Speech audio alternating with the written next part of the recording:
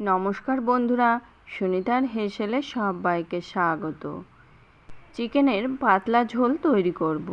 পাতলা ঝোল কিন্তু আমরা বাড়িতে প্রায়শই সকলেই বানিয়ে থাকি, তবে আমি কিভাবে বানাই সেটাই আপনাদের সঙ্গে শেয়ার করব। আর পুরো রান্নাটাই কিন্তু আজ আমি বাটা মশলাতেই তৈরি করব। এরকম যে কোনো পাতলা ঝোল কিন্তু বাটা মশলাতে তৈরি করলে এর স্বাদ হয় অন্যরকম। দেখুন, কড়াইতে আমি দিয়ে দিয়েছি পরিমাণ মতো তেল। তেলের মধ্যে প্রথমেই আমি কয়েক টুকরো আলুকে একটু ভেজে নেব। বাঙালি আলু না দিলে কিন্তু মাংসতে চলবে না, সেই কারণেই আমি এখানে কয়েক টুকরো আলু দিয়েছি।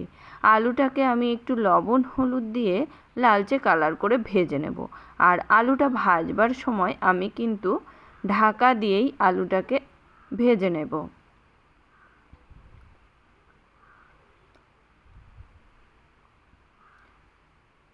দেখুন, আমি ঢাকনা খুলে নিয়েছি। এবার আমি আবারও একটু আলুটাকে নাড়াচাড়া করে নেব।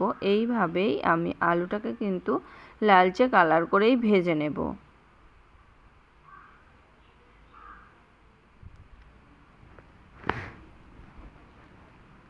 এখানে দেখুন আলুগুলো ভাজা হয়ে গেছে। এবার আলুগুলোকে আমি তুলে নেব। তুলে নিয়ে ওই তেলের মধ্যে আমি ফোড়ন হিসাবে দিয়ে দেব একটা শুকনো লঙ্কা, আর দিয়ে দেব সামান্য একটু গোটা জিরে। এবার দিয়ে দেব এর মধ্যে একটা বড় সাইজের পেঁয়াজ আমি কুচিয়ে নিয়েছিলাম, সেই পেঁয়াজ কুচিটা এখানে দিয়ে দিয়েছি। পেঁয়াজ কুচিটাকে কিন্তু লালচে কালার করেই ভেজে নেব। এখানে আপনারা চাইলে কিন্তু পেঁয়াজটাকে বেটেও ব্যবহার করতে পারেন, তবে আমি আজ এইভাবে পেঁয়াজটা কুচিয়েই রান্না করলাম। পেঁয়াজ যেহেতু দিয়েছি সেই কারণে লবণ তো দিতেই হবে।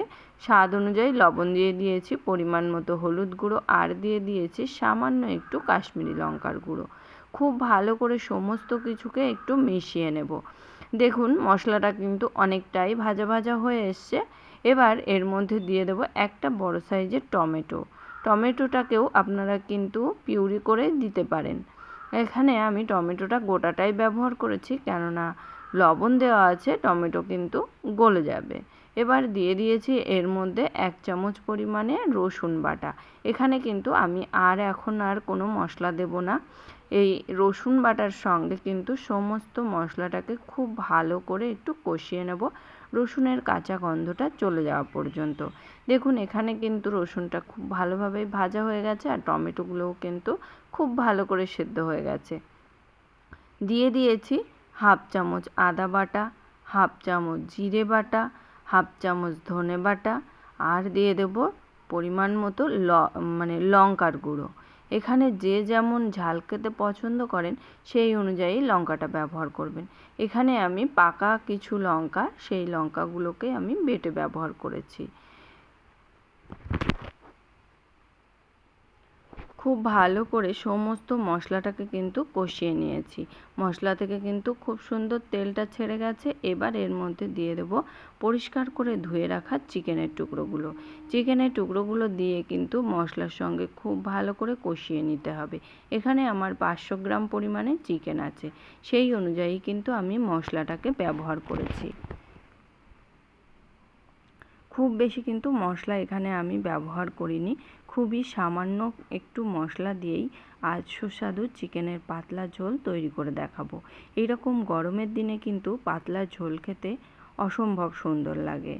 দেখুন, চিকেনটাকে কিন্তু আমি মিনিট 5 সময় ধরে একটু ঢাকনা দিয়ে ঢেকে রান্না করে নিয়েছি চিকেনটাকে। এবার আমি একটু নাড়াচাড়া করে নেব। দেখুন, চিকেনটাকে কিন্তু নাড়া দিয়ে নিয়েছি। এবার আবারও কিন্তু চিকেনটাকে আমি 5 মিনিটের জন্য ঢাকা দিয়ে রেখে দেব।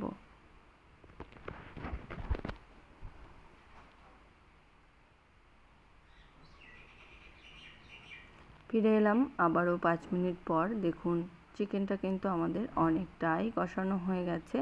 এই পর্যায়ে আমি এর মধ্যে দিয়ে দেব ভেজে রাখা আলুগুলো। আলুগুলো দেওয়ার পরে কিন্তু আমি আরও 3 থেকে 4 মিনিট মতো আমি মাংসের সঙ্গে কষিয়ে নেব আলুগুলোকেও। দেখুন, এখানে কিন্তু খুব ভালো করে আমি মাংসের সঙ্গে আলুটাকে কষিয়ে নিয়েছি।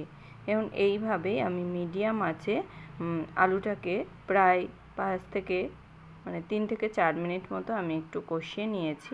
নেওয়ার পরেই এর মধ্যে এবার আমি দিয়ে দেব পরিমাণ মতো জল। খুব বেশি জল দেব না, এখানে আমি এক বাটি পরিমাণে জল ব্যবহার করেছি। খুব ভালো করে জলটাকে মিশিয়ে নিয়ে আমি এটাকে ঢাকা দিয়ে রান্না করে নেব প্রায় 10 থেকে 15 মিনিট মতো, আলু আর মাংসটা সুসিদ্ধ হওয়া পর্যন্ত। এটা কিন্তু একদম লো আঁচেই করতে হবে, তাই নাহলে কিন্তু জলটা অনেকটাই কমে আসবে। দেখুন ফিরে এলাম 15 মিনিট পর। এখানে আলু আর মাংস কিন্তু খুব ভালো করে সেদ্ধ হয়ে গেছে, আর ঝোল কিন্তু আমাদের একেবারে কমে যায়নি। এবার এই পর্যায়ে আমি এখানে দিয়ে দেব গরম মশলা গুঁড়ো। খুব ভালো করে গরম মশলা গুঁড়োটা দেওয়ার পরে একটু মিশিয়ে নেব। মিশিয়ে নিয়ে আমি কিন্তু আবারও ঢাকা দিয়ে রান্না করে নেব প্রায় 5 মিনিট মতো। মিডিয়াম আঁচে 5 মিনিট ফুটিয়ে নিলেই কিন্তু তৈরি হয়ে যাবে আমাদের চিকেনের পাতলা ঝোল। গরমের দিনে কিন্তু এই রকম চিকেনের পাতলা ঝোল খেতে অসম্ভব ভালো লাগে। এই রকম চিকেনের পাতলা ঝোল কিন্তু প্লেন রাইস কিংবা ফ্রাইড রাইস, পোলাও বা রুটি, লুচি সবারই সঙ্গে কিন্তু খুবই ভালো যায়। তাহলে বন্ধুরা, আমার এই চিকেনের পাতলা ঝোলের রেসিপি আপনাদের কেমন লাগলো অবশ্যই কিন্তু কমেন্ট করে জানাবেন।